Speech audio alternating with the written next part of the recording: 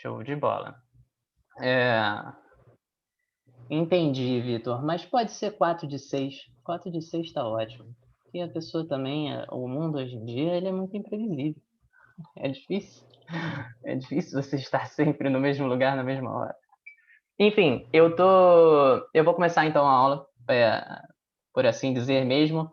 Fica aí de novo, vou mandar o formulário de presença de novo e qualquer coisa, qualquer dúvida, podem me interromper, pelo amor de Deus. Eu estou muito astronauta aqui, eu estou com 2 telas, então eu acho que eu não vou parar de ver vocês necessariamente, mas pode me interromper se eu não estiver vendo, se mandou mensagem no chat e eu não vi, aí fala do outro, fala, pô, o outro lá mandou mensagem, tu não viu. Eu vou falar, putz, foi mal. Mas pode seguir. Deixa eu compartilhar a apresentação aqui. Eu não gosto de slide, não gosto de slide. Mas essa coisa, né? Luz, tipo, eu ia ter que fazer toda uma mágica aqui para dar certo sem slide. Então, vamos lá. Tem gente entrando. É o seguinte.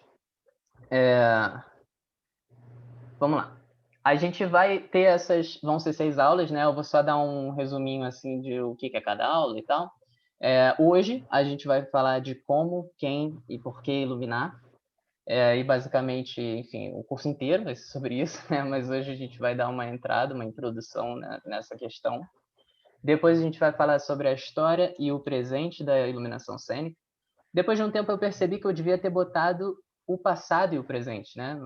Mas tudo bem, aí eu deixei assim mesmo.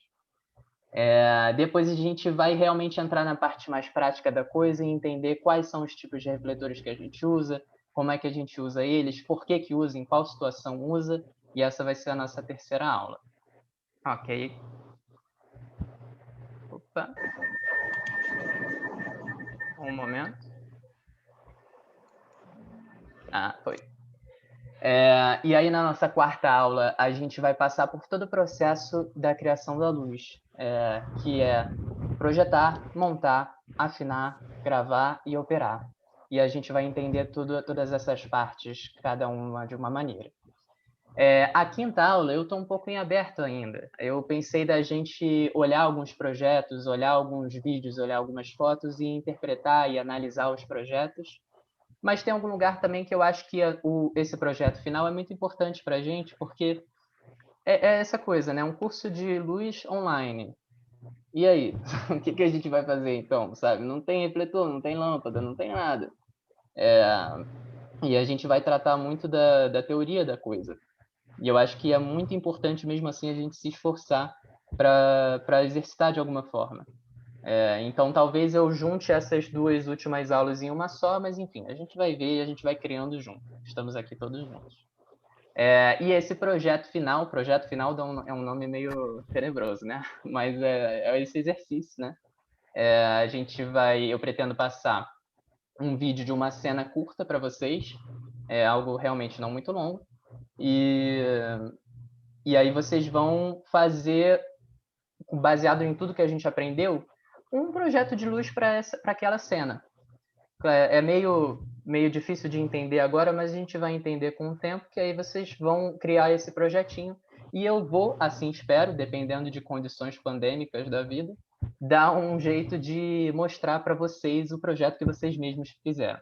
Porque o que aconteceria se a gente tivesse numa situação normal? A gente iria para o teatro, vocês iriam montar a luz e tal, não sei o que, afinar a luz e fazer a coisa, e a gente ia ver o resultado final.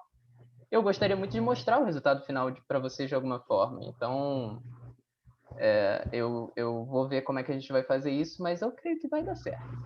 Então, mas a gente vai ter esse exercício aí pra gente fazer. Show? Então, começando, eu tenho essa questão, cara. Eu falei assim, eu vou chamar todas as aulas de encontros. Aí eu esqueço, aí eu fico chamando de aula. Mas então, a princípio era para ser encontro. Encontro 1, a função do iluminador. E a gente tem essas perguntas: como, quem e por que iluminar. Eu acho que a mais importante de todas é por quê. Porque tem essa questão, assim, né? De vez em quando eu vou entrar muito nesse ponto, assim, né? De vez em quando você vê um espetáculo na rua, e ele é lindo, ele é maravilhoso, e não tá faltando nada naquele espetáculo, sabe? Tipo, ele já é incrível por si só, e está à luz do sol. Então, qual é a função do iluminador, sabe? Tipo, para que existe essa coisa? Qual é realmente será que existe só porque está num lugar fechado? E aí só porque ficou escuro vai precisar de uma pessoa para iluminar? Então a gente vai entender isso. O como vai ser meio que pelo caminho inteiro. E quem vocês vão entender que é um pouco simples. Mas enfim. Alguém tem alguma questão? Eu falo bem rápido, né? Show? Beleza. Então, o primeiro ponto e o mais importante de todos, tipo, da vida, é a gente entender que o iluminador está a serviço do espetáculo. Isso é, isso é a coisa mais importante de fato, assim, sem dúvida. Porque, e não só o iluminador, o cenógrafo também, o figurinista, mas como a gente está falando do iluminador. E o que eu quero dizer com estar a serviço do espetáculo? Claro que o iluminador está prestando um serviço, óbvio. Enfim, ele é um operário do teatro, um operário do cinema, e, enfim, e ele está prestando um serviço, mas não é esse tipo de serviço que eu quero dizer. O que é estar a serviço do espetáculo? É um pouco subjetivo isso, venham comigo, assim, mas existe um espetáculo e ele vai te dizer o que é para ser feito. Existe uma coisa que você meio que entende. E claro, existe existe diálogo com o diretor, existe um diálogo com o figurinista, existe diálogo com o cenógrafo. Mas é entender que existe uma coisa que é apresentada para você, ou que você mesmo se apresenta, no caso de, por exemplo, o Felipe falou que tá criando um projeto e ele quer entender como é que ele vai fazer, então é um projeto também seu, como é que você participa disso. Então, qual é o ponto principal? É entender onde é que o ego entra e onde é que o ego sai. Como é que essas coisas se nivelam, né? Porque o que eu quero dizer? Eu vou ser bem claro, né? De vez em quando, isso já aconteceu muitas vezes comigo. E todas as vezes que eu pirei e falei, eu vou fazer um bagulho incrível, vai ser genial, vai ser extraordinário, a galera vai gritar e a plateia vai à loucura. Deu errado, sabe? Deu errado, é óbvio. Porque não era o que o espetáculo pedia. E se for o que o espetáculo está pedindo é um negócio absurdo, que a galera vai surtar, você vai perceber. E claro que isso vem com a experiência. Assim como o ator é aquele clássico ator que acha que vai fazer a cena da vida e tipo, não, brother, calma, fala, faz parte da peça. É a mesma coisa. Então, a gente está a serviço de algo, sempre. Entender isso é muito no afeto, é muito na subjetividade. É entender até onde eu estou fazendo parte ou até onde eu estou empurrando algo que é meu. E claro que sempre vai ter você. Sempre vai ter. Você faz parte, óbvio. Mas vocês estão entendendo, né? Deu para entender, né? A gente vai falar sobre isso. Mas é por aí. Então, por quê? Por que iluminar? Eu não tenho como. Eu vou ser sincero, não tenho como responder, assim, né? Tipo, tem mil razões e nenhuma razão ao mesmo tempo. É o tipo de coisa que a gente vai entender conforme o tempo, mas que a gente vai entender também quando a gente for olhar a história da luz e entender como é que as coisas foram acontecendo, por que precisou de alguém, por que. Mas eu acho que o ponto principal não é realmente achar uma razão, mas sim achar a razão do rolê inteiro, assim. É difícil explicar. Mas o que eu quero dizer? É sobre criar um universo a cada quadro. O que é um universo e o que é um quadro? Não sei se você já tiver essa sensação de você vai no teatro ou você num filme também, enfim. E aí, mas vou usar o exemplo do teatro porque ele é mais claro, assim. Você tá lá e tem um foco num ator maravilhoso, uma atriz maravilhosa, e tá fazendo uma cena incrível e só tem aquele foco, assim. E não parece naquele momento que tudo que existe no universo é aquela pessoa, sabe? Tipo, não tem essa sensação de que parece que cortou o universo inteiro e só existe aquilo naquele momento? Iluminar é basicamente isso. Porque você está selecionando o que existe. Então, é meio brincar de Deus mesmo, né? Você tem uma gama de coisas que podem existir e você fala, é isso que vai existir. Para mim, na minha opinião, o que existe nesse espetáculo é isso aqui, isso aqui, isso aqui. Pá! E aí aquelas coisas passam a existir. É isso. Isso você está criando um universo. E o que é a parte de ser criar um universo a cada quadro? A gente vai entender que toda vez que a gente está montando uma luz, a gente está montando quadros. E quadros no sentido mais pintoresco da palavra, assim mesmo, ou cinematográfico, porque o cinema é a mesma coisa, você está sempre montando um quadro, sempre montando um plano, né? O iluminador do cinema ele vai estar pensando exatamente da mesma forma. Então, inclusive a galera aí de fotografia e tal, se eu estiver sendo muito teatresco e eu esquecer, aí vocês podem perguntar, pô, mas isso serve também? Aí eu dou uma explicada. Mas então, a cada cena que você cria, porque qual é a diferença? Eu vou explicar isso um pouco mais para frente quando a gente for entrar no rolê da pintura, mas qual é a diferença da pintura para o teatro em relação aos quadros? É que o teatro tem movimento. Não é um quadro só, são vários quadros. São várias coisas que acontecem e são várias histórias que estão sendo contadas a partir de várias luzes. Então, vamos ficar com essa frase na cabeça. É sobre criar um universo a cada quadro. Show? Alguém tem alguma questão? Pedro, desculpa, você vai disponibilizar esse slide para gente? Olha, eu juro que eu não sei. Depende, na verdade, depende do slide, porque, por exemplo, tem slides que só tem fotos minhas, de trabalhos meus, mas tem slides que tem fotos de outras companhias e que eu já pedi permissão para usar, mas eu não me sentiria muito confortável em pedir permissão para compartilhar, mas enfim, eu vou ver, eu juro que eu vou ver, Felipe, e informo, tá? Perdão, Eu eu estou sei te que é super perguntando chato. porque eu tava printando, então eu vou parar, tá? Não, assim, pode printar, só não passa para os outros, sabe? Tá Tipo, bom, tá bom. entendeu? Obrigada. Olha só, tá gravado isso, né, pessoal? Mas é um pessoal que é amigo meu e os fotógrafos também são maravilhosos. E eu vou fazer propaganda de todo mundo. Então vamos lá. E aí eu selecionei algumas fotos. Se vocês já me stalkearam no Instagram, vocês devem ter visto essas fotos.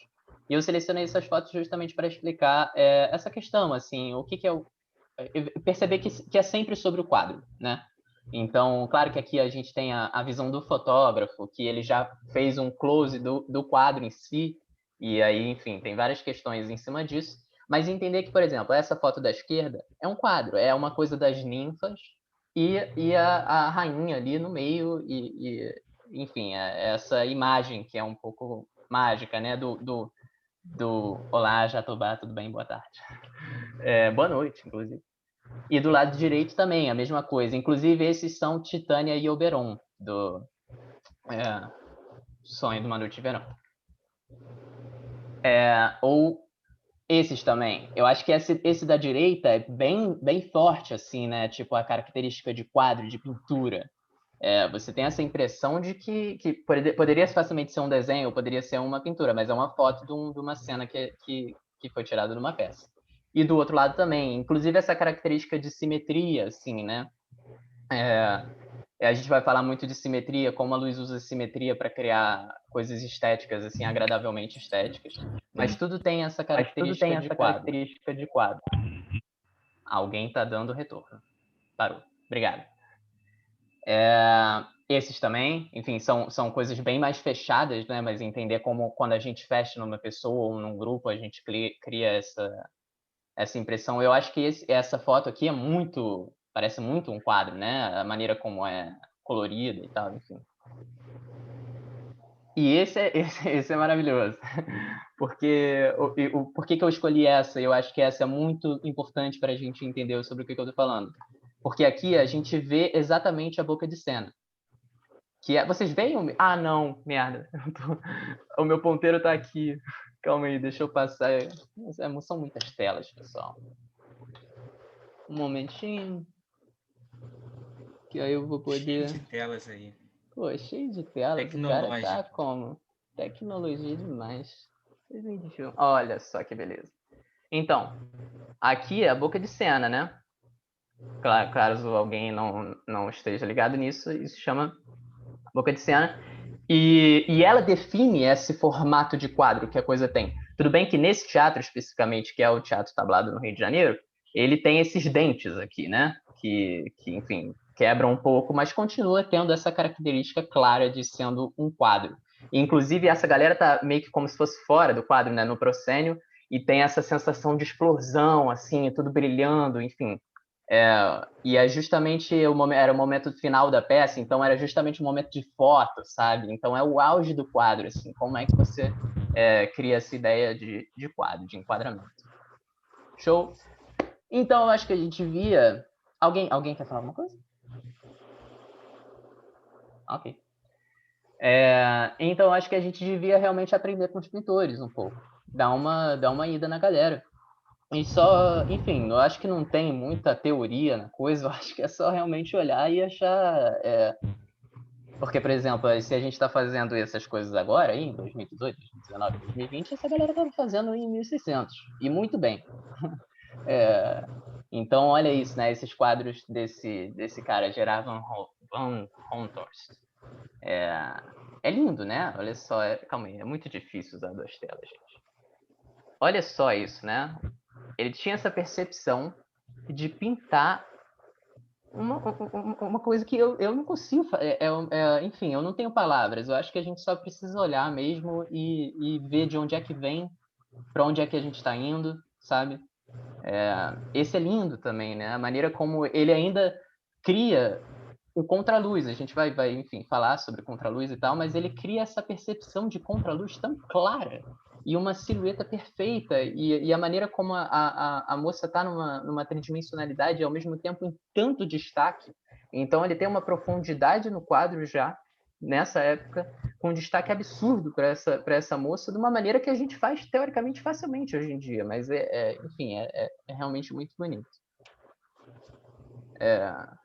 Esses são quadros do Caravaggio, enfim, Caravaggio mais famoso, né? E eu, inclusive, vou mandar aqui no chat que eu peguei essas referências de um canal do YouTube. Eu acho importante citar, né? Citar é sempre importante. Esse canal aqui. E o nome do vídeo acho que é The Art of Lighting, do Caravaggio. E aí ele vai falar mais ou menos o que eu estou falando aqui. E eu acho que foi muito importante eu ter visto esse vídeo justamente para entender a importância do Caravaggio. Enfim, vamos primeiro olhar para esse quadro da esquerda, que é o Vocação de São Mateus, para a gente entender isso, né? Primeiro, tipo, eu não sou nenhum historiador da arte, começa por aí.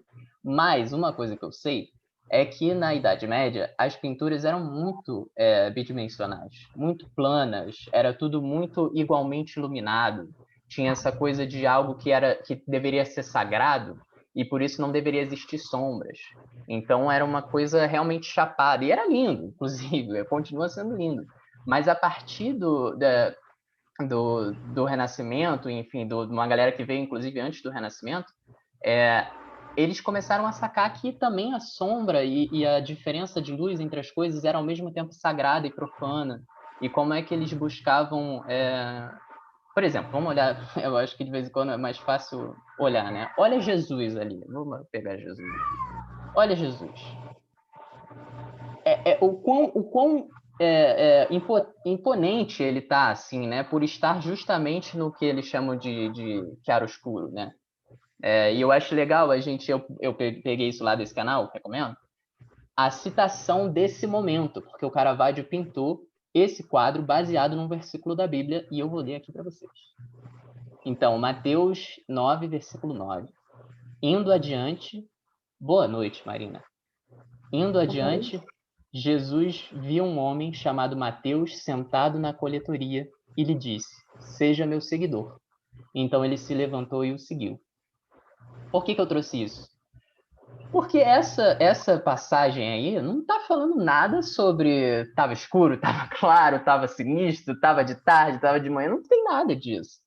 O Caravaggio leu isso e pensou, tipo, eu vou criar esse universo a partir de um quadro onde, para mim, existe... É lindo essa linha que ele seleciona aqui e faz dessa maneira uma coisa completamente assimétrico e totalmente, tipo, vanguarda para a época, né? Então, qual é a questão que eu quero botar o ponto aqui do Caravaggio? É que ele lê uma parte da Bíblia, assim como a gente lê um texto ou assiste uma peça, e ele imagina, porque ele quer, que vai ser dessa maneira. E porque ele pensou dessa maneira, vira um quadro muito intenso. Porque essa passagem não dá uma impressão de intensidade, exatamente, necessariamente. Mas esse quadro dá uma impressão, meu amigo, que Mateus está indo para uma aventura. E a questão... Eu acho que tem alguém com o microfone aberto. Está dando um retorno. Ah, obrigado, pessoal. Show. Ok? Qualquer coisa, vocês me avisam também. Fala, Pedro, tem alguém com o microfone aberto. Eu vou falar, pô, é mesmo. Imagina, Marina, sem problema algum. Muito obrigado pela presença. Então, é isso, né? Falei a beça do Caravaggio, mas vamos olhar para esse outro quadro também. A maneira como a gente vai entender também que dependendo do que você tem, nem sempre você vai iluminar de uma certa maneira. Sem problemas de... nem sempre vai ser na verdade, você vai iluminar justamente pensando no que tem. O que eu quero dizer com isso? Tem essa armadura, e eu acho que essa armadura é muito importante nesse quadro da captura de Cristo. Olha o que o Caravaggio fez, brother. Tipo, ele fez de uma maneira que você ouve esse metal batendo aí, sabe? Tipo, o metal, ele é mais metal do que se tivesse aqui na minha frente. E se tivesse no teatro, se eu iluminasse da mesma maneira, ou parecido, claro, que o Caravaggio fez, cara, ia ficar lindo. Porque eu ia dar o valor que esse material tem. E o valor que esse material tem num universo que é só dele. Show? Então, Júlia tá aí? Júlia Calor? Ela é a nossa modelo para essas fotos. Então, eu peguei essas fotos aqui porque são fotos de trabalhos meus, enfim, a gente vai ver fotos de outras pessoas também, só para vocês não acharem que eu tô me promovendo sozinho. O que eu quero dizer com isso? Tem uma semelhança, né? Eu acho que são fotos que mostram que, tipo, vamos ir e voltar, né? Ah, Júlia. Vamos ir e voltar. Tipo, tem uma coisa que é próxima, sabe? Claro que é completamente distante, é outro universo, é outra época, mas entende a proximidade, ainda mais porque ela tava meio essa vibe meio Jesus, e a maneira como a luz incide, a maneira como as sombras existem, e o propósito para isso existir. E esse é o ponto principal. Deixa eu ver que horas. Show. O propósito principal é esse. Por que ela está iluminada assim? Qual é a razão de ser exatamente esse refletor vindo de cima? A gente vai ver que ela está pinada. Qual é a razão dela estar pinada? Tudo isso. Mas, enfim, eu amo essas fotos. Eu acho que elas representam bem essa característica meio Caravaggio, sabe? Tem uma história engraçada. Não sei se vocês conhecem o Pedro Kozlovsky, que é um diretor e dramaturgo famoso aqui do Rio de Janeiro. E uma vez eu estava trabalhando como assistente de iluminação numa peça dele, e o iluminador jogou justamente uma luz lateral no ator. E aí eu achei hilário, porque eu era muito novo, assim, e aí o... Hilário não, né? Eu achei interessante, que aí o Pedro falou, isso, muito Rembrandt. E, enfim, para quem não sabe, o Rembrandt também é um pintor.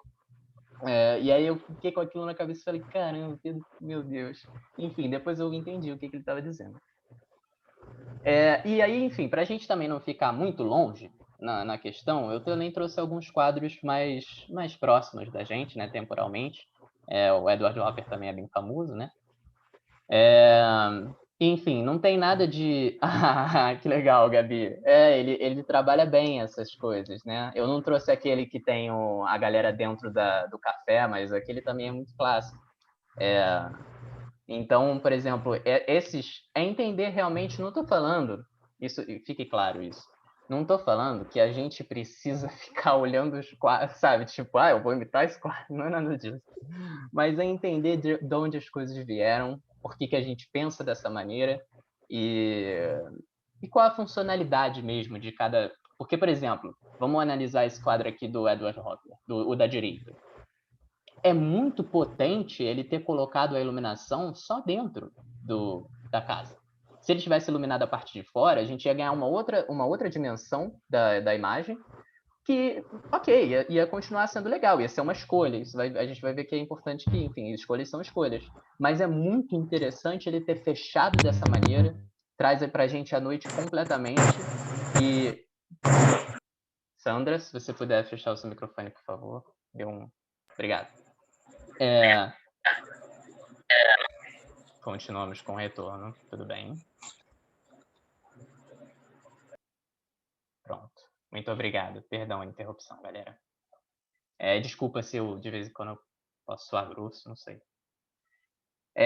Enfim, deu para entender, né? Eu acho bem interessante esses quadros e esse recorte, por exemplo, tanto o recorte do Caravaggio, que fazia aquele triângulo, esse recorte que faz esse quadrado vindo da janela do quadro esquerdo, ele é muito importante para a gente também, e a gente vai ver isso porque, por exemplo, existe um refletor que faz exatamente isso.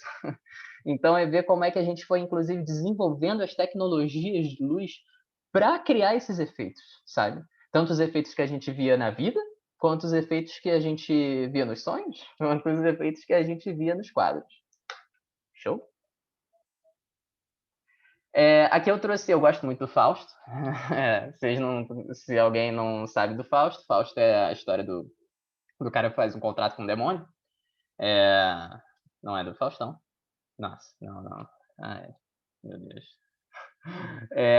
Enfim, por que eu trouxe as imagens? Para a gente ver os próximos quadros. Mas é justamente isso, reforçando mais uma vez de onde essas coisas vêm, para onde essas coisas vão, como é que esses quadros se formam. Então, são pinturas aí, ambos representando mais ou menos a mesma situação. Essa cena da esquerda é justamente o Fausto em seu estudo, onde no livro do Fausto, o Mefistófeles, que é o demônio, encontra ele pela primeira vez e vai tentar ele, vai sacanear ele e tal, e o Fausto tá na coisa de ai meu Deus, a minha vida é uma merda, não sei o quê, blá blá blá, os problemas do homem branco da modernidade.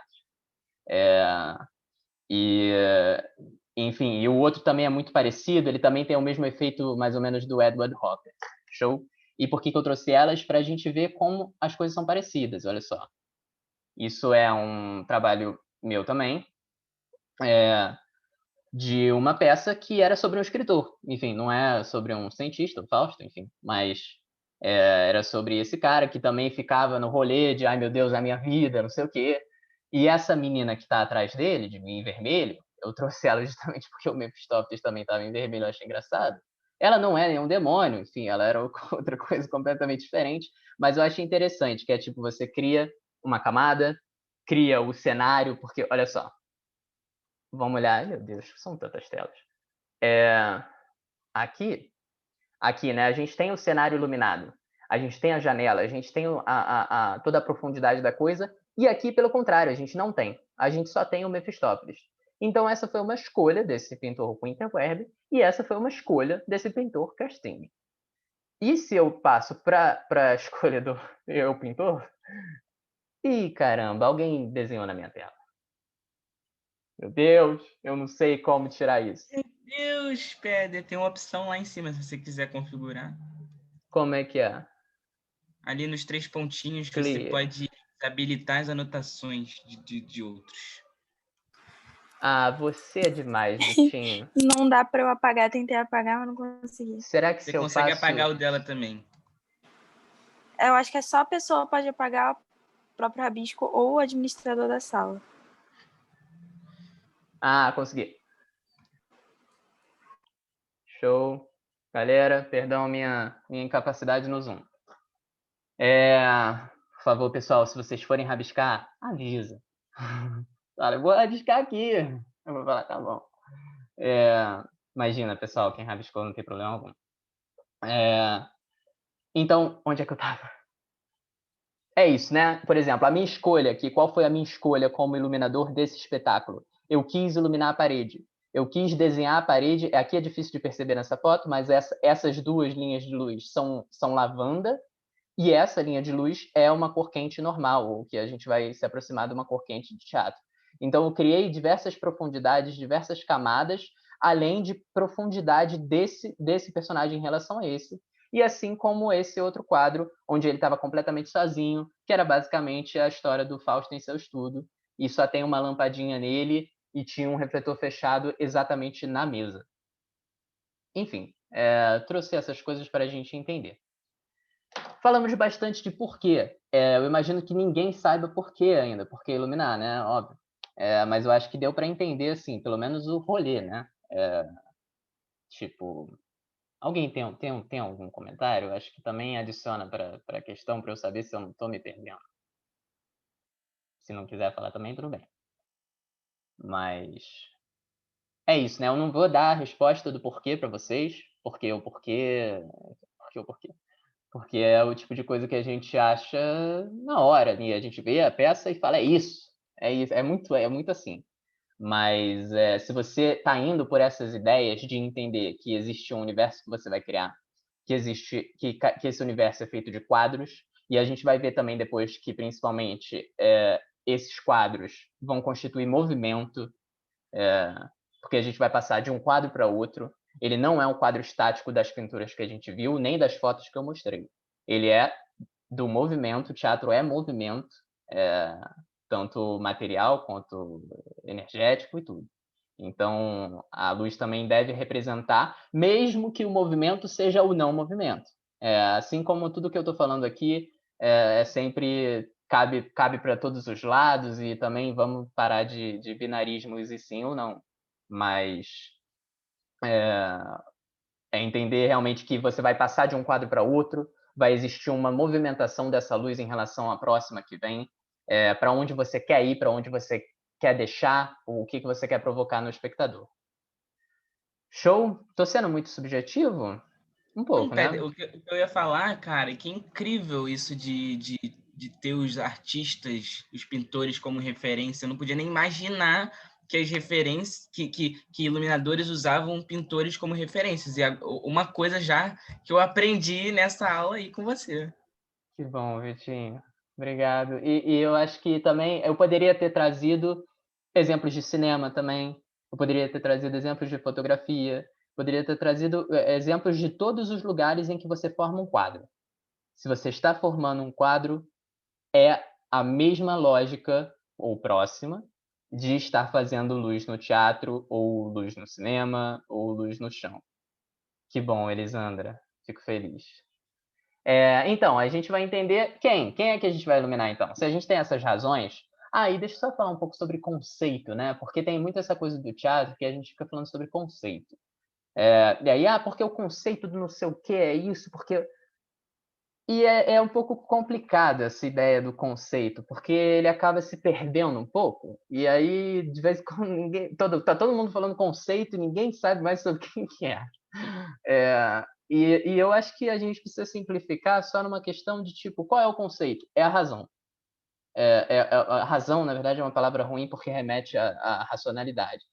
Mas é o motivo, mesmo que esse motivo seja afetivo. Então, qual é o conceito da minha luz tal? Porque eu pensei que isso faz sentido naquela situação. Qual é exatamente? Propósito, funcionalidade. É por aí. E lembrando, não confundir isso com necessariamente um processo racional, mas entender que as coisas, mesmo que elas sejam subjetivas e afetivas, se a pessoa te perguntar por que você fez aquilo, você não precisa necessariamente responder de uma maneira completamente objetiva, mas você vai responder, cara, eu senti que ia cair super bem, sabe? Não existe o aleatório. Na luz, se o aleatório existir, é porque foi uma escolha de ser aleatório, mas não existe o aleatório na iluminação e, enfim. Aí vai... Eu acho, né? Minha opinião. Tem gente que aí cai num âmbito de teoria da arte. As pessoas vão falar, porque arte é você sempre tem uma escolha, ou não, ou é no acaso, enfim, aí fica uma coisa que a gente não vai entrar aqui na filosofia da questão. Mas eu acho que no processo profissional de estar criando uma luz, eu gosto sempre de ter uma razão, mesmo que a razão não seja clara, mesmo que a razão seja afetiva, ou mesmo que a razão seja aleatoriedade. Ok? Alguma coisa? Não? Show. Então, quem? Deixa eu ver se tem alguma coisa no chat que eu perdi, só um momento. Show, beleza. Então, quem é que a gente vai iluminar? Essa parte é um pouco simples e complexa ao mesmo tempo, mas eu decidi simplificar justamente para a gente não grilar e achar que é um bicho de 7 cabeças, assim. Basicamente, você vai ter algumas coisas para iluminar no teatro. De vez em quando você vai iluminar a plateia, inclusive. A gente vai falar umas coisas legais sobre iluminação da plateia na aula de história, no encontro de História da Luz.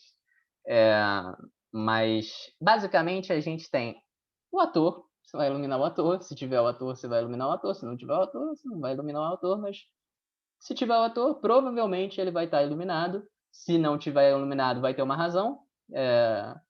Mas normalmente vai ser o ator. Bem simples, né? E o cenário. Meio que não tem muito mistério.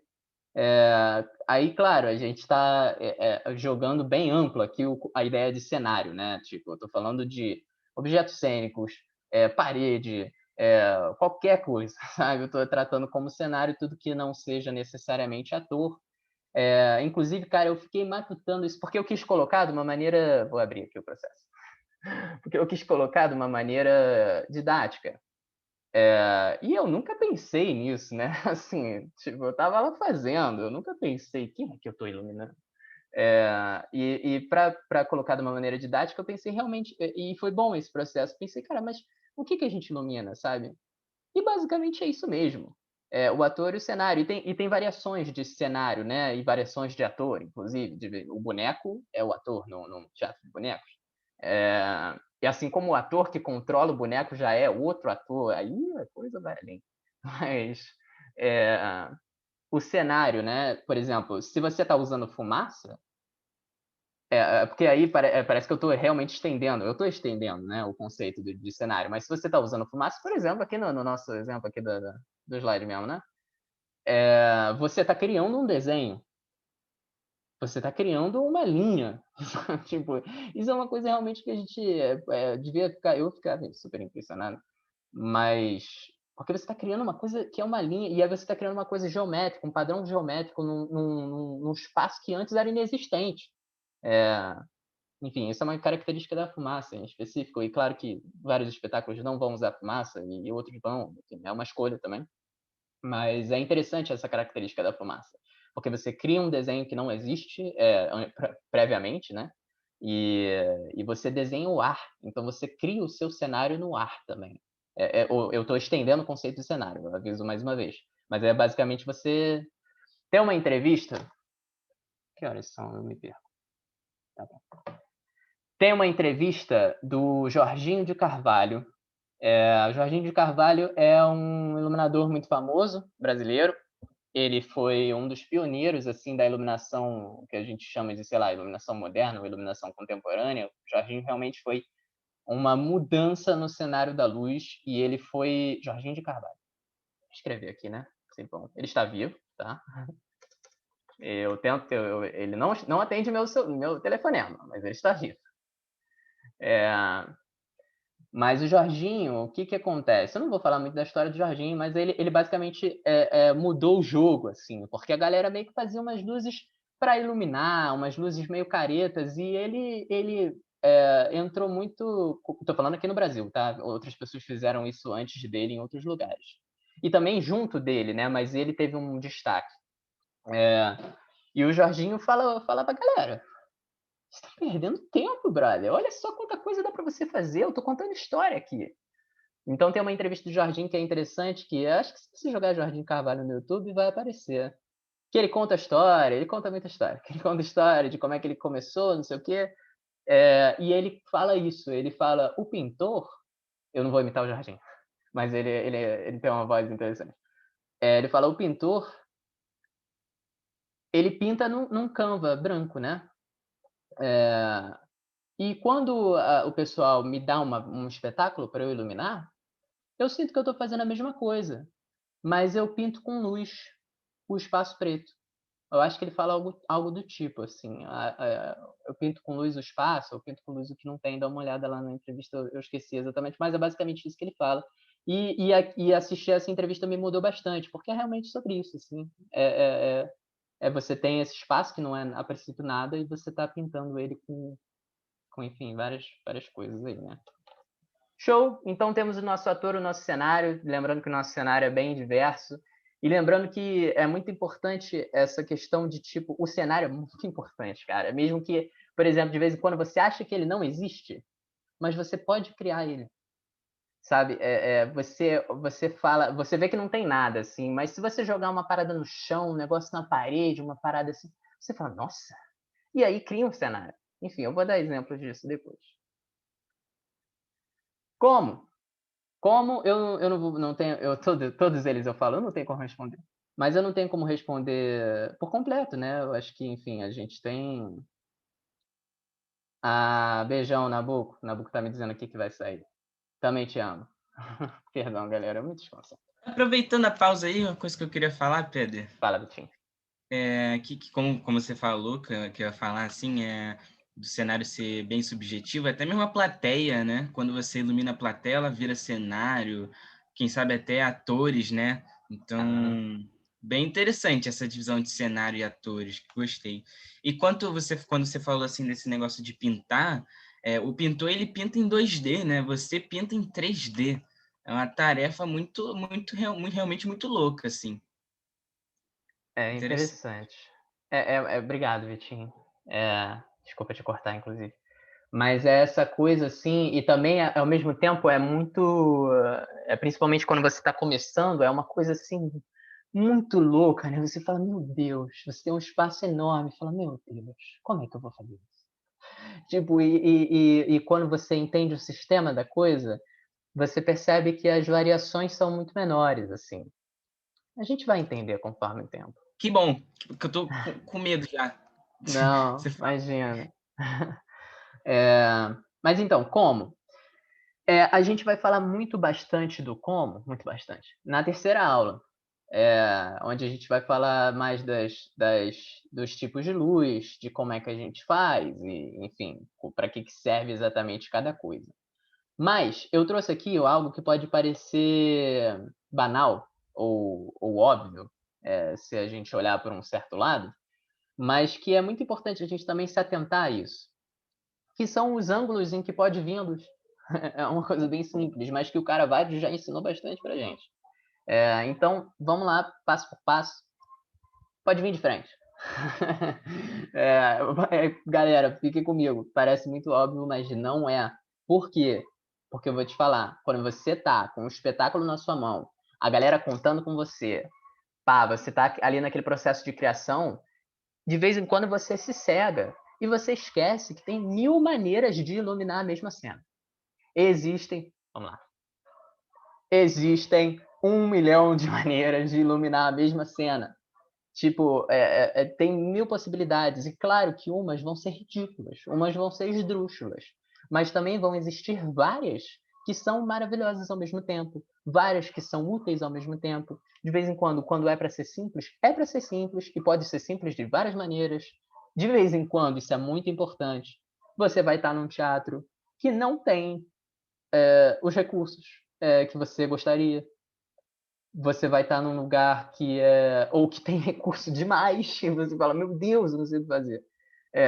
Mas normalmente a situação do Brasil é você estar num lugar onde não tem os recursos necessários, então você vai ter que adaptar, você vai ter que entender. Então é muito importante a gente sempre raciocinar assim, ver mesmo, tipo, de quais formas eu posso iluminar esse ator, de quais formas eu posso iluminar esse cenário, qual é a forma que mais me parece interessante, qual é a forma que mais serve ao espetáculo. Parece que é essa. Se for mesmo, você nunca vai saber, porque existiram também universos paralelos onde você iluminou aquela cena de formas diferentes. Mas quando ela te parecer útil, pelo menos você viu as possibilidades de ser feito de outras maneiras. Show, então vou dar alguns exemplos aqui. Isso é uma questão importante. A gente vai... Isso, se a gente estivesse num teatro, eu ia estar mostrando tudo isso com refletor e tal. Como não estamos? Trouxe desenhos maravilhosos, de livros maravilhosos.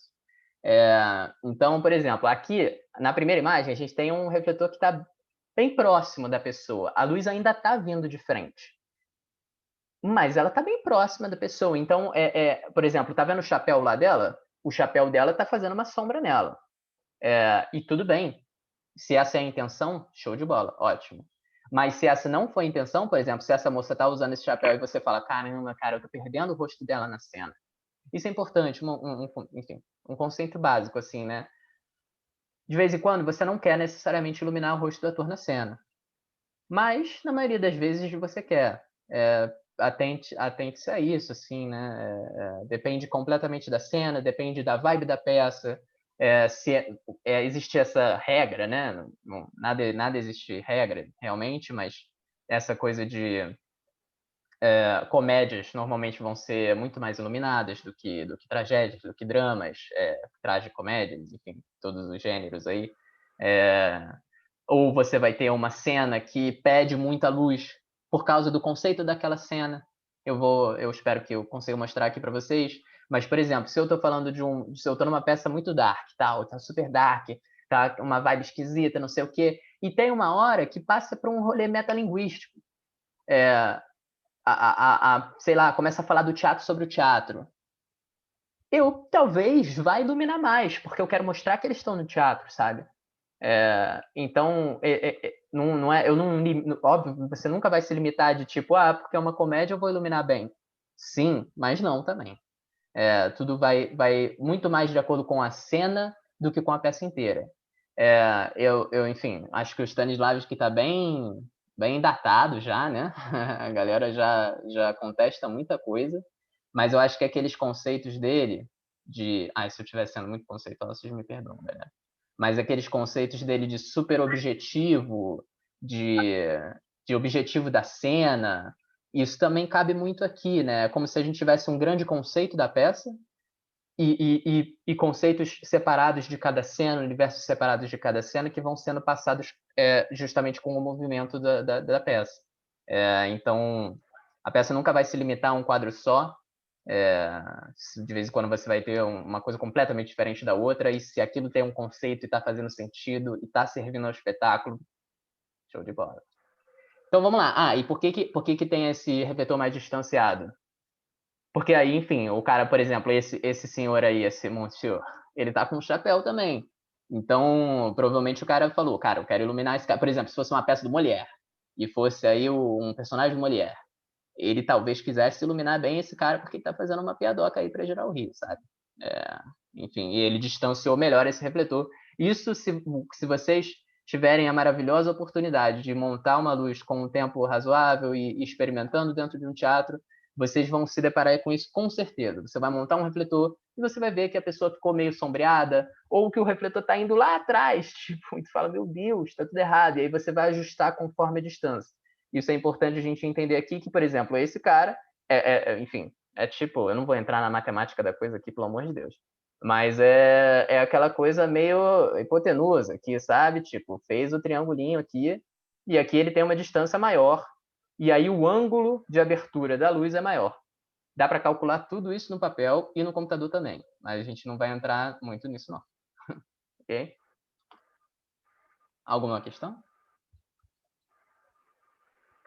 Se eu estiver falando muito rápido, vocês me avisam também, galera. E a foto aí da nossa moça para representar como é que a pessoa ficaria. Fala, Marina. Basicamente que essas duas figuras aí, o que tem de diferente é o ângulo, né? E o conceito que vai receber cada figura depois da iluminação, né? Isso quando iluminada, né? Olha, Marina, eu fico até emocionado. É exatamente isso. Show de bola. É exatamente isso. Uma pergunta, Pedro. No caso da segunda foto, o cara já tá meio curvado, ele tá nos limites da luz, né? Se ele for um pouquinho mais para frente, o pé dele sai. Se ele parar de se curvar, a cartola sai. Você acha que tipo esse refletor mais distante é um perigo, tipo um ator meio zonzo assim, que não... Essa é a visão do ator experiente. Exatamente. É você perceber que o iluminador é responsável por iluminar, mas o ator é responsável por entrar na luz. Então, esse refletor aí depende da cena. se esse ator aí, vamos dizer que ele é o Molière, ele é o Arnolfo do Molière. Se o nosso Arnolfo aí, ele se movimentar nessa cena, vai ser difícil. Provavelmente, pelo menos a pontinha da cartola ali vai dar um... Epa! Então, eu abriria mais. Por exemplo, esse refletor, a gente vai entrar nisso mais para frente, é um PC, que você pode simplesmente abrir ou fechar ele. Então, eu abriria um pouquinho mais esse refletor, sim, Vitinho. Mas, se for, por exemplo, é exatamente isso que a Marina falou. Se for, por exemplo, uma cena em que ele tá paradão, pô, tá ótimo, sabe? Ele tá, tipo, plau, fez o quadro perfeito ali nele. Show? Mas também, dependendo de onde você tá, por exemplo, falei aqui que eu trabalho no Teatro Tablado, né? E, enfim, é uma escola, além de, na verdade, principalmente uma escola, e muitos alunos nunca estiveram no palco, nunca entraram numa luz, e a maioria dos focos eu abria mais do que o necessário.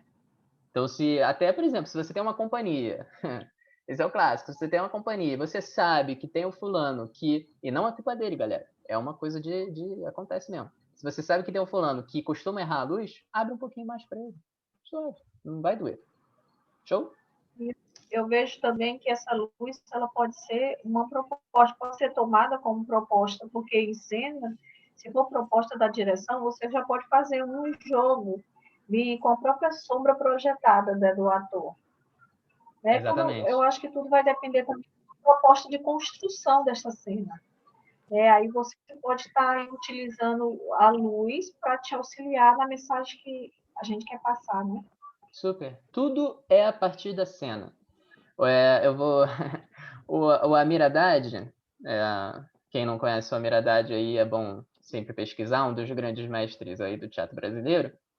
O Amir Haddad tem essa questão que ele sempre fala que o que existe é o que está no texto. Claro que, enfim, aí a gente pode contestar o quanto quiser, mas vamos pensar assim no modelo mais sólido, né? O personagem está falando uma coisa. Aquilo é o que existe naquela peça. Por isso que a ideia de subtexto ela vai ficando cada vez um pouco distanciada, porque o que existe de fato na peça? O que está sendo dito, ou o que está sendo dançado, ou o que está sendo cantado, ou o que está sendo musicado, ou o que está sendo pintado, enfim, todas essas atividades. Isso é o que existe. Então, o que a gente vai olhar o que existe na nossa peça e fazer existir, sabe? Eu não vou inventar algo que não existe na peça. Eu posso até criar algo que pode participar de maneira ativa e que adicionou. Mas eu não vou inventar algo que não tem nada a ver. Senão fica claramente uma coisa sobrando. Show? Então, exatamente isso que você falou, Vitinho. Eu trouxe o desenho. Temos aí o ator que está um pouco confuso. O ator, essa é a questão. Ou pode ser tanto o ator quanto o iluminador, né, nessa questão. Quem é que está vacilando aí? Porque isso é muito importante, vocês vão ver se vocês forem afinar principalmente um foco, ou enfim, uma geral algum dia, e eu vou explicar essas coisas, vocês vão ver que você precisa pegar o ator inteiro. E qual é o ponto mais importante? Como se fosse... basicamente, né? Eu estou falando como se fosse regra, né? Nada é regra, mas vamos inventar uma regrinha que o pé do ator tem que estar próximo da ponta do foco, do início do foco, e a cabeça dele tem que estar dentro desse espectro até onde chega do final. Então, o certo seria ou esse ator aqui, inclusive, se ele chegasse mais para frente, ele ainda estaria fora. Eu tô olhando para lá, tá? Só para você saber. Então, o certo seria aumentar esse foco para esse faixa de luz aumentar e fazer o ator inteiro. E aqui é o caso mais do ator que sequelou, né? Que quis muito entrar na luz e acabou indo para frente demais. Trouxe isso só porque é um caso muito comum, né? Todo mundo já viu isso acontecer e é bem importante. É importante principalmente para quem é ator aí. Se você quer se posicionar na luz, pede para o iluminador dar o foco antes da peça, enfim, e vê onde ele inicia. Batata, vai estar dentro da luz, sabe? Porque ela foi afinada dessa maneira. Claro que, enfim, aqui a gente está falando de uma luz de frente, né? Aí é muito mais fácil se perceber. Quando está vindo de lado ou está vindo, enfim, de outras maneiras, já é um pouco mais complexo. Mas eu confio em vocês. Então, temos o contraluz. Básico, né? Todo mundo já ouviu falar. Mas é isso. Uma coisa importante para a gente perceber é que parece que essas coisas são em relação ao ator.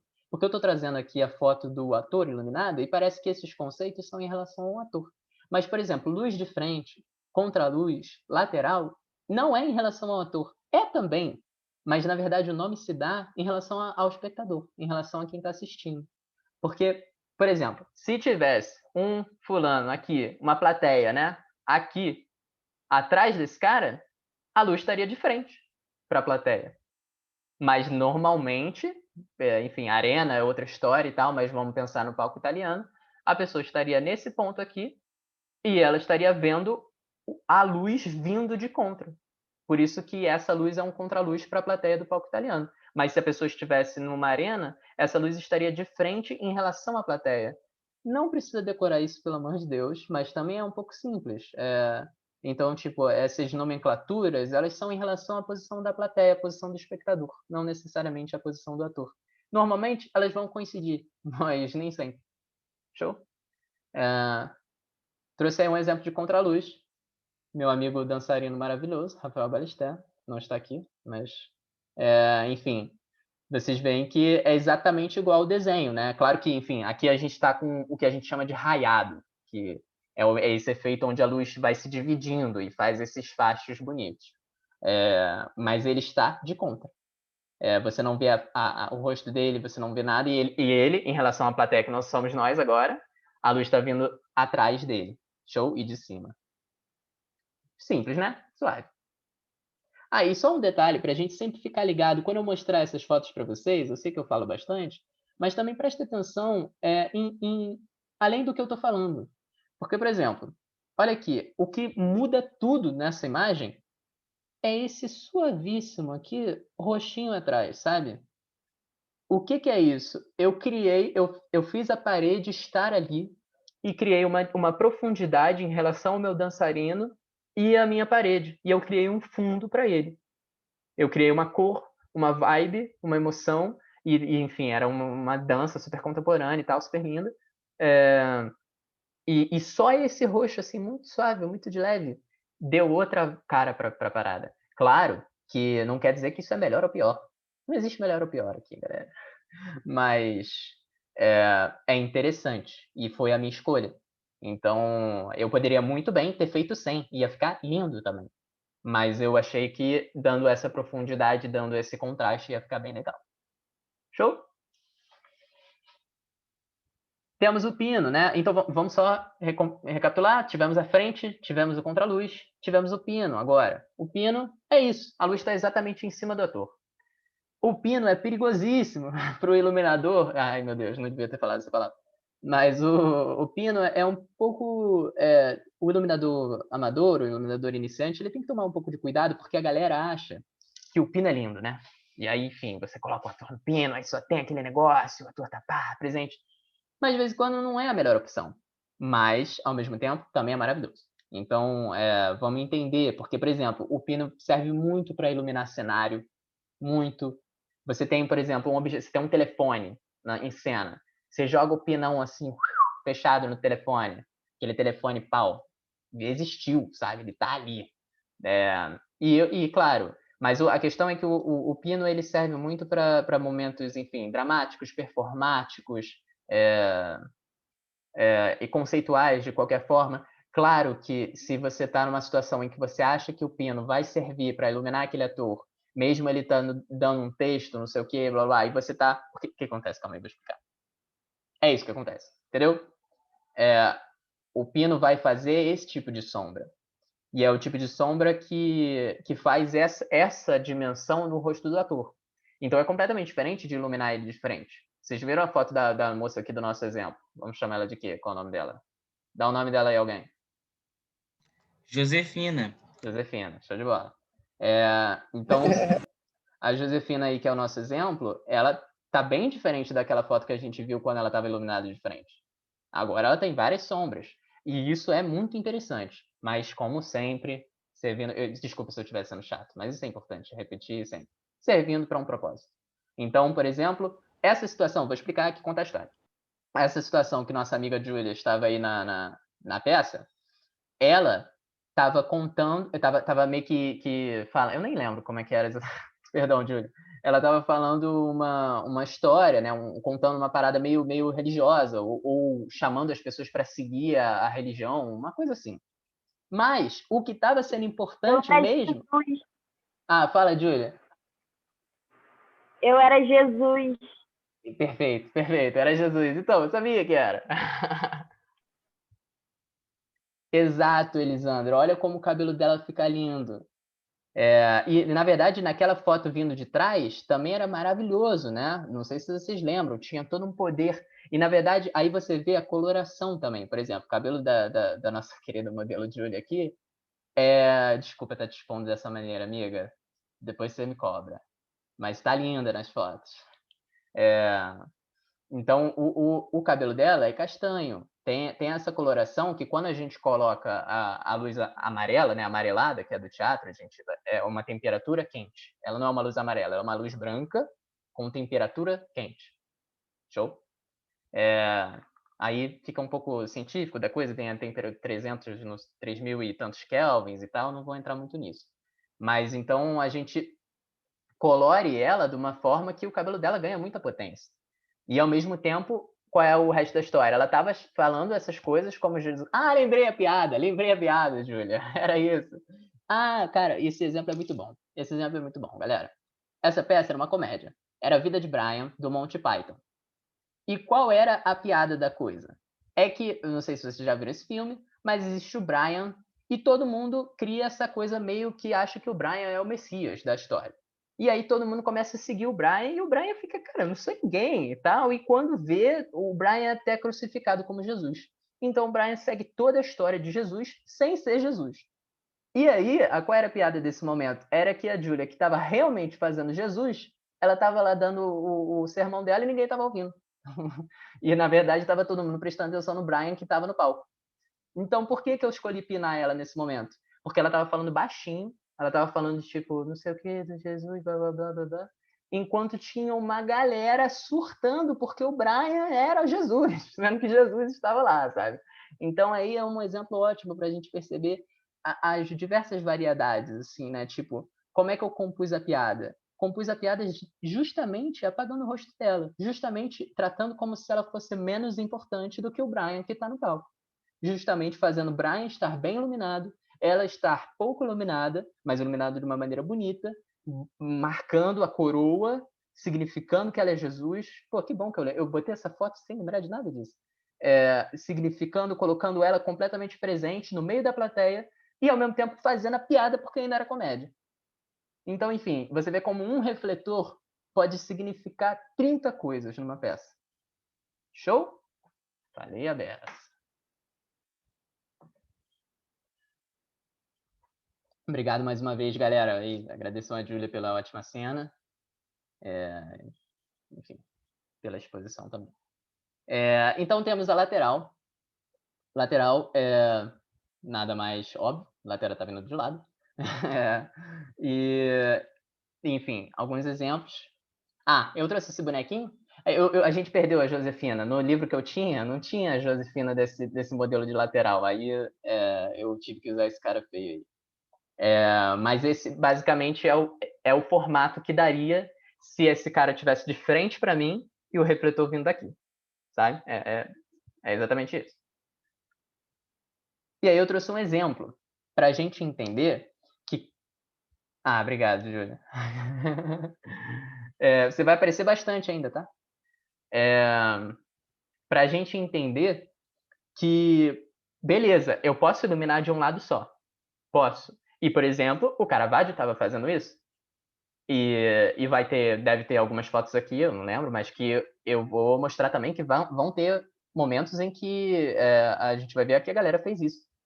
Mas a lateral é muito importante no sentido em que você pode delimitar uma área, uma linha. Então, vamos pensar aqui, né? Ai, meu Deus, eu inventando mal. Você tem um refletor vindo aqui. É exatamente aquilo. Por que eu estou fazendo desenho, né? Meu Deus. Tem aqui. Você meio que criou uma linha no palco. É porque essas luzes que ele está usando são redondas, né? mas normalmente a gente não usaria esses focos redondos para fazer. A gente normalmente usaria, que eu vou mostrar em outras aulas, luzes mais lineares. Então você faria uma linha, assim. E é isso que a galera chama tanto de corredor, né? O pessoal fala muito, se tem corredor, bota um corredor aqui para mim na cena. E é isso, basicamente é isso. A lateral, você coloca uma lateral de um lado, outra lateral de outro, e aí você faz o ator por completo, sem você precisar iluminar de frente. Qual é a vantagem disso? Quer dizer, vantagem parece que iluminar de frente é pior, né? Cada um tem sua razão. Mas qual é a funcionalidade disso? De vez em quando, por exemplo, você está num teatro, aí tem rotunda, para quem não sabe, é o pano que você usa no fundo do teatro, né? Como, enfim, aí tem várias nomenclaturas, aí tem gente que vai dizer que é ciclorama, enfim, eu acho que ciclorama, na verdade, é uma coisa curvada, mas vamos falar rotunda. Rotunda, um pano normalmente preto ou branco, ou pode ser um cenário também, mas aí normalmente a galera costuma chamar de ciclorama, que vai ser o que vai ficar no fundo, delimitando o fim do espaço cênico.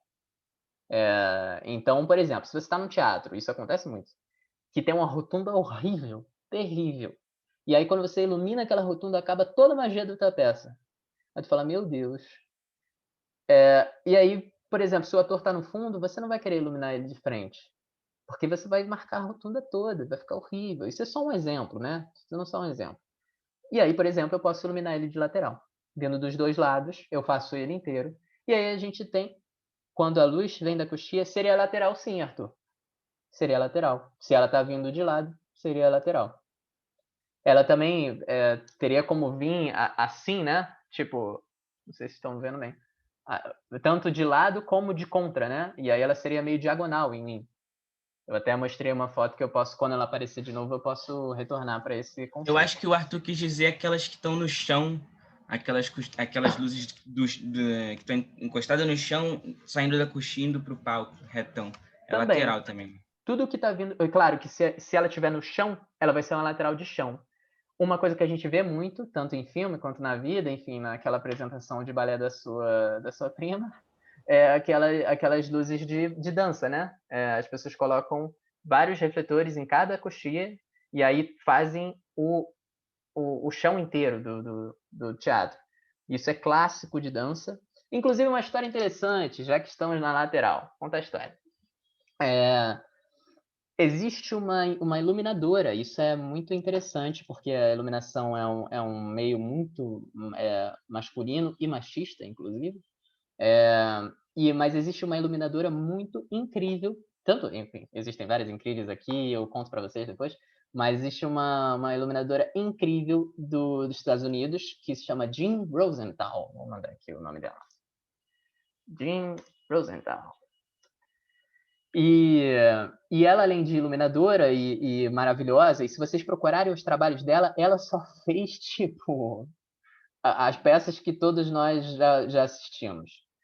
E ela que inventou o corredor, vocês sabiam disso? Não, ninguém sabia, né? Mas a da gelatina? Como assim a da gelatina, Elisandra? Não entendi. Ela inventou a gelatina? Quem inventou a gelatina. Será? E disso eu não sabia, eu acho que não. Eu também acho que não é, não. Talvez, vou procurar. Procurei também. Ah, que legal. Não sabia disso. Viu, galera? Comentar é sempre bom. Adiciona muito pra conversa. Mas então, voltando à história da Jean Rosenthal. Vocês já viram um musical chamado A Chorus Line? Bem famoso, né? Maravilhoso, eu gosto bastante também. E ela fez o primeiro corredor completo, né? Claro que alguém já tinha iluminado de maneira lateral, mas como era... Loy Filler, show. Vou dar uma olhada depois. Como era todo mundo em linha, justamente a chorus line, ela inventou o corredor. Então, enfim, um detalhe aí. Mas é isso. E um exemplo que eu trouxe aqui é esse exemplo dessa galera maravilhosa, o pessoal aí do Grupo Chão, um grupo de teatro muito, muito legal aqui do Rio. Grandes parceiros. E, enfim, a gente vai falar depois dessas lâmpadas aqui. Mas eles estão iluminados nesse modelo de corredor. Na verdade, aqui, a questão é que aqui os refletores estão muito próximos, e o próximo slide vai mostrar para a gente qual é a questão disso. Ah, que bom, Maíra, que você gosta. Eles são incríveis, né? Grupo Chão, galera, são demais. Então, eles estão próximos. Nesse caso, se esses refletores tivessem próximos, nessa situação do Grupo Chão, eu não ia estar fazendo eles muito legal. Por quê? Porque eu ia ter pouca distância de abertura do ângulo da luz. Então, o que acontece? Eu faço bem mais longe. Nesse caso, a lâmpada... Eita, calma aí, cadê meu cursor? A lâmpada estaria mais ou menos aqui, assim, e do outro lado também longeão. Porque aí eu ganho abertura e faço as duas cruzando neles dois. E aí você vê... Não, Vitor. Quando tá a questão de aquecer... Perdão, gente, eu me desconcentro muito fácil. Eu devia ter esperado. Mas a questão de aquecer é quando está muito próximo mesmo. Nessa situação onde, por exemplo, nessa foto aí da moça, não, de jeito nenhum. Ela não... Claro que ela vai estar sentindo o calorzinho da luz, normal, e é maravilhoso. Mas ela não vai... Mas tem isso. Se estiver muito próximo, tem uma história, inclusive, da Fernanda Montenegro, que ela fazia uma peça, não sei qual era, mas que ela ficava dentro de um saco e com um refletor apontado exatamente para a cara dela, assim, ela sofria muito. Então, enfim. E isso é importante, galera, quando for montar a luz, não deixa o refletor encostado em nada, principalmente rotunda, bambolina e tal. É exatamente, César, a gente vai entrar isso nas próximas aulas, mas tem refletores que esquentam, tem refletores que não. Mas os refletores assim mais clássicos de teatro que a gente vai ver conforme o tempo aqui, eles esquentam e muito. Então, não queimem os teatros. Se você está achando que está encostando em alguma coisa, aí você fala, é melhor afastar um pouquinho, não vai fazer diferença. Então, Vitor, é isso que eu ia contar a próxima história. Eu não sou cheio de história. Nossa, quantos comentários, que bom que a galera tá. Exatamente. Se você jogar par, que é o refletor que a gente vai ver, a 100%, um monte de par, meu amigo, vai ficar quente a beça. A beça. Por isso que tem muito teatro que não funciona sem ar-condicionado, senão dá ruim. Mas tem uma coisa interessante também de uma galera que era o Coletivo Preto. O Coletivo Preto também recomendo muito, galera aqui do Rio, que eles faziam peça no Teatro Parque das Ruínas, que é ali no Parque das Ruínas, em Santa Teresa. E o teto lá é muito baixo é o teto. E tinha uma cena que a galera ficava junta com a luz bombando neles. Eram vários refletores bombando. A galera ficou bronzeada conforme a temporada. E não é uma luz assim que faz bem, né? Tipo, é diferente de você pegar um bronze de sol. É uma luz que, enfim, é outro rolê, né? Mas, enfim, faz bem mesmo para a emoção, né? Para a cena, é maravilhoso. E aí, exatamente isso, ó, só para eu mostrar aqui, esqueci que tinha slide. Essa é a situação em que está assadíssimos. Essa é a situação em que está aí os refletores da galera aí do Grupo Chão. Eles estão mais distantes, tá vendo? Dos outros. E aí eu ganho mais distância e faço os dois ao mesmo tempo. Show! Exatamente isso que eu falei. Essa é a luz do balé, por exemplo. E também vai ser a luz do teatro se você fizer assim. Enfim, tem várias funcionalidades. Mas essa também seria uma opção de lateral, que nem o Arthur perguntou. Se tivesse vindo da coxia dessa forma, como é no balé. Se tivesse, enfim, de várias maneiras. Se tivesse no chão também. Show? E a gente tem aí de baixo para cima. Existe também realmente vir de baixo para cima, tipo, de baixo mesmo. Mas isso eu só vi acontecer uma vez. Enfim, mas essa iluminação a gente vai ver no próximo encontro, que ela foi muito importante para a história, porque ela era a iluminação do que eles chamavam de iluminação de ribalta. A gente vai entender depois que o que a gente chama hoje de ribalta é diferente do que chamavam antigamente. Mas é isso que a Marina tinha falado, né? De, por exemplo, você coloca a luz de uma maneira que vai projetar a sombra do ator na parede. Isso, enfim, tem várias funcionalidades, você cria essa sensação de estranheza, tem uma sensação de antigo também, porque remete a esse teatro de revista, onde as coisas eram muito iluminadas de baixo. Deixa eu ver que horas são. E essa coisa de você engrandece também, né? Tem uma sombra que fica maior. E aí, por exemplo, eu fiz recentemente, o efeito até nem deu muito certo. Eu penei para esse efeito. Mas eu fiz recentemente Alice no País das Maravilhas. E aí, a Alice ficava... exatamente isso, Júlia. A Alice ficava num lugarzinho, assim, acima, e ela tomava O que ela toma? É uma pílula? Não, é um líquido, né? É um bêbame. É uma poção. Ela toma uma poção que engrandece ela, né? Todo mundo conhece a história. E aí, quando ela tomava essa poção, entrava um refletor vindo dela, da coxia de baixo. Então, imaginem aqui comigo. Não tem a foto. Entrava a luz vindo de baixo, de lateral, e projetava a sombra dela grande na parede, mas de maneira vindo de lado, assim. Então, dava essa sensação. E aí ela tomava a poção e crescia. Então, enfim, são efeitinhos interessantes que podem ser feitos. Teve uma vez também que eu fiz uma peça gradual. Como assim, Vini? Tipo assim, a crescência da iluminação foi gradual, ela foi botando a luz, você botou a luz de baixo para cima e foi mexendo para cima, ou não. Ela foi direto, você ligou, não, já ela já estava lá, Tipo, parada, né? Sem movimento, ela só cresceu de intensidade. saquei. Se fosse um moving light, a gente vai ver os moving lights dos refletores que se movem, isso teria sido possível, mas de outra maneira também. Mas ela estava parada. Inclusive, por isso, enfim, o efeito não deu muito certo, falei, né? Mas dava um efeitinho, não era tipo, uau.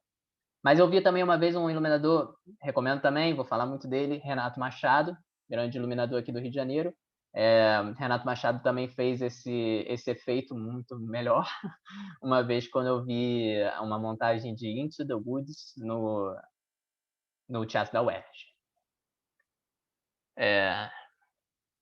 E é isso, né? O nosso bonequinho aqui para representar como é que estaria esse ator. Você vê que, na verdade, meio que aumenta a face da pessoa, dá uma sensação também dessa coisa grande, assim.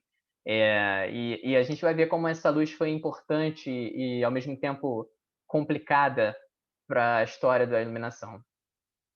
Show? Galera, chegamos no fim, temos aqui as referências. Eu vou tentar mandar o slide para vocês, aí mas enfim, são só as referências das fotos mesmo, né? As coisas que eu estou falando são tudo referência da vida. Mas quando eu tiver, de fato, algum livro para referenciar, eu vou falar. E o nosso próximo encontro vai ser a história e o presente da iluminação cênica. Show? Deixa eu parar de compartilhar aqui.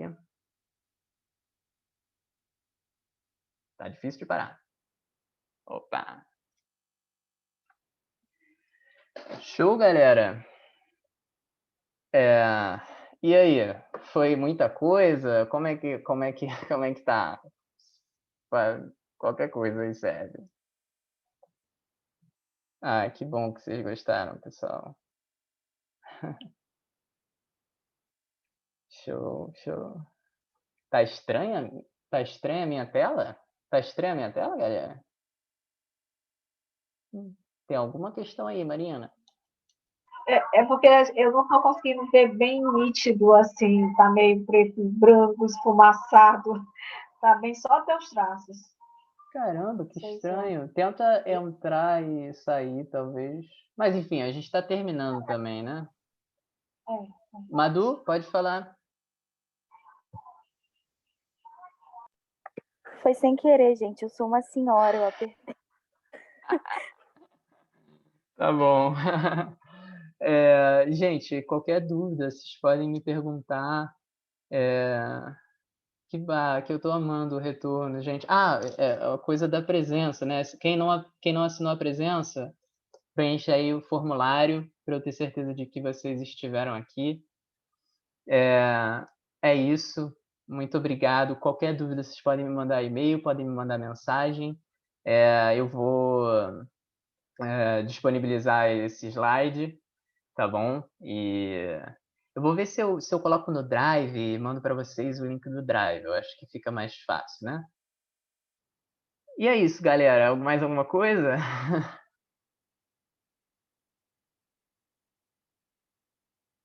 Show de bola. Então é isso. O iluminador está sempre a serviço do espetáculo. Eu achei super bacana, viu?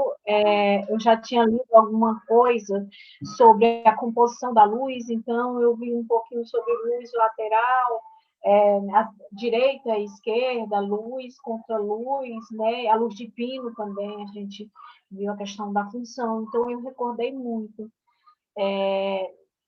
Foi bom ter recordado isso, e você disse muito mais, né, do que da minha pesquisa que eu tinha feito. Pô, que bom, Marina. E tem muita coisa pela frente aí, galera. São só 6 encontros, mas vai ser bastante coisa. Mais uma vez, obrigado a todo mundo. A gente se vê semana que vem. Show. E, cara, só agradecer mesmo.